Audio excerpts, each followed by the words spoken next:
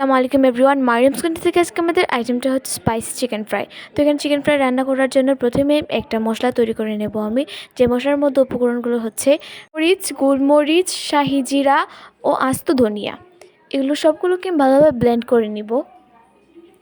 তারপর আমি মাংসের মধ্যে এখানে দিয়ে দিব রসুন বাটা, তারপর দিয়ে দিচ্ছি এখন আদা বাটা, তারপর এখন দিয়ে দিব আমি শাহি মশলা ও গরম মশলার গুঁড়ো।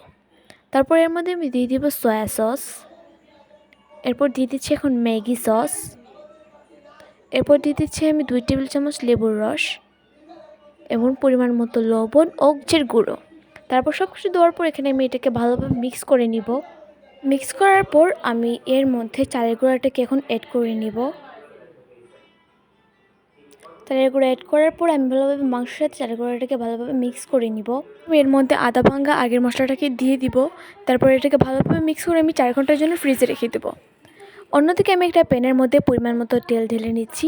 তেলটাকে ভালোভাবে গরম হওয়ার পর আমি ফ্রিজ থেকে বের করে মাংসগুলোকে তেলের উপর দিয়ে দেব। এই মাংসটাকে আমি ভালোভাবে 20 মিনিট ফ্রাই করে নিব। তো দেখুন আপনারা কি সুন্দর মাংসটা এখানে হয়ে এসেছে। তাই এটাকে আমি একটা পাত্রের মধ্যে তুলে নিব এখন। তো এখানে তৈরি হয়ে গেল আমাদের স্পাইসি চিকেন ফ্রাই। আপনারা অবশ্যই আপনাদের বাসায় ট্রাই করবেন। এটা খেতে কিন্তু অত্যন্ত মজাদার হয়েছিল। সবাই ভালো থাকবেন, সুস্থ থাকবেন। আজকের মতো এই পর্যন্তই। আল্লাহ হাফেজ।